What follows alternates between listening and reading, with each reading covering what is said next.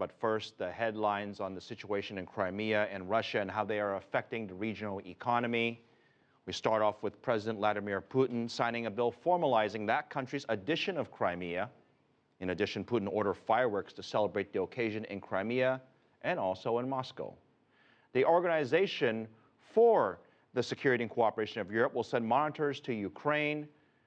The 6-month mission is part of EU's de-escalation efforts.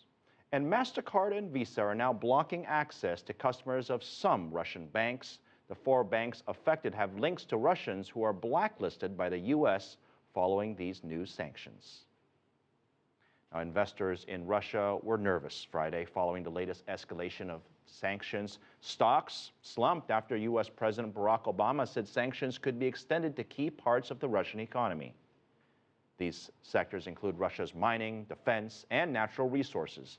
The Russian MISEX, which is priced in rubles, closed down over 1%. The RTS index, which is priced in U.S. dollars, stocks that is, was down 1.5%. Russia's stock markets have lost more than 10% this month because of the growing tensions between Russia and the West. The European Union signed a political agreement with Ukraine on Friday in a sign of support, and the EU added more names to their list of sanctions targeting Russian officials. Sandra Gathmann has more from Brussels. Following Russian President Vladimir Putin signing laws formally joining Russia and Crimea, the European Union, who insists Crimea is still a part of Ukraine, has cancelled a planned June summit with Russian leaders. It also added high-ranking officials in Moscow, including Russia's deputy prime minister and 2 of Putin's aides, bringing the total number of people who now face travel bans and asset freezes to 33.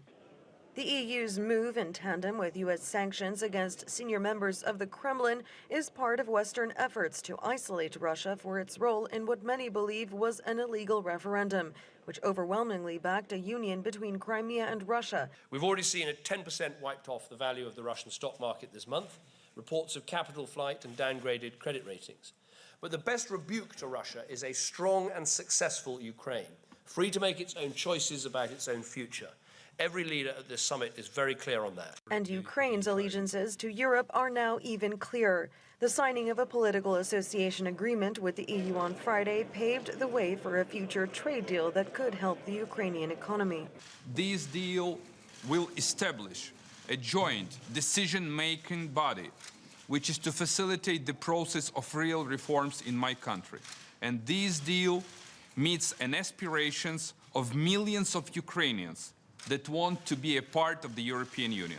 The EU has pledged to quickly offer a bailout to Ukraine, which is on the verge of bankruptcy. Meanwhile, in eastern Ukrainian cities like Donetsk and Kharkiv, separatist sentiments have risen since Russia and Crimea joined. There's also concern about the safety of a gas shipment route that links Russia with the rest of Europe. Which is why EU leaders have openly been admitting this week that their standoff with Russian President Vladimir Putin has been inspiring discussions about how to get countries reducing their dependency on natural gas from Russia.